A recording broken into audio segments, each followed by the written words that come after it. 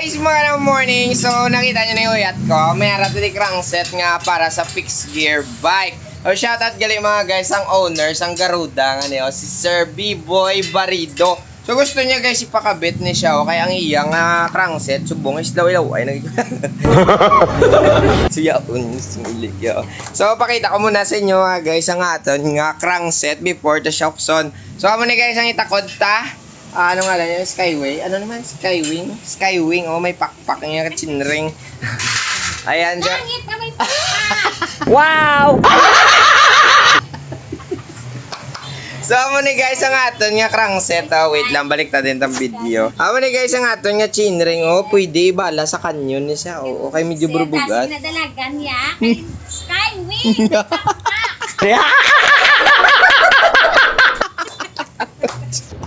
Yun di po pa. Awan na siya mga guys ang yadala sa iya fixie bike. So, kailangan magpalit ta sang chainring. Mailis man kita sang bottom bracket kay ang ato siya is pong 113mm siguro. So, ang iya nga old niyo is 122mm na siya.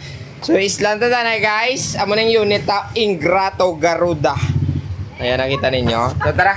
Bungkag muna tayo. Basta mo rin pag-upa mo sa tuta!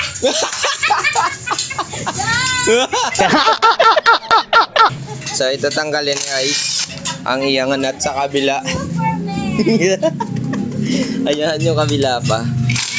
Yun, natanggal na natin. So, puller muna. So, muna siya guys ang iyang bolt. Ito tanda dito na yung muna siyang stopper. Ayan, gamit tayo ng proper tools pa rin. Huwag niyong pulpugin kung pwede man lang magkapit ang imong crank bolt dito. Yan pa pulpug. So, ginisla ni sir guys, kito tama, nagit siya kabugat, and then, so, naglagay na ng stopper para hindi maguba ang punta sa ating tools. Ayan, lumabas na siya.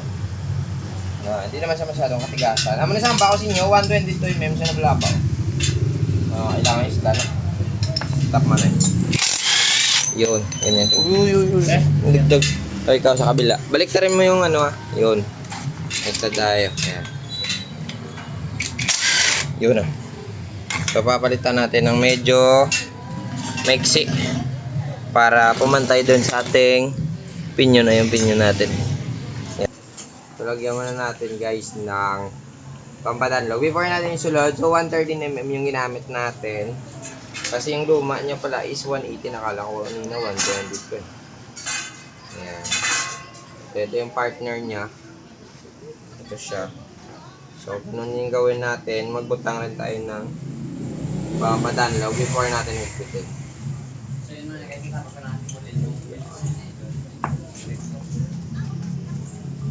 Yung impact natin to. Ayan. So, yung ikot is ganyan paigpit.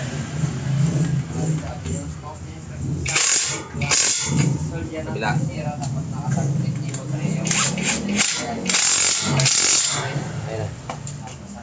So ayan, finally guys, tapos sa gitna ng iyang Garuda fixed bike, fixie bike. So palanta muna natin sa inyo mga guys before ko ni Sir B-Boy. Muna sang unit na guys na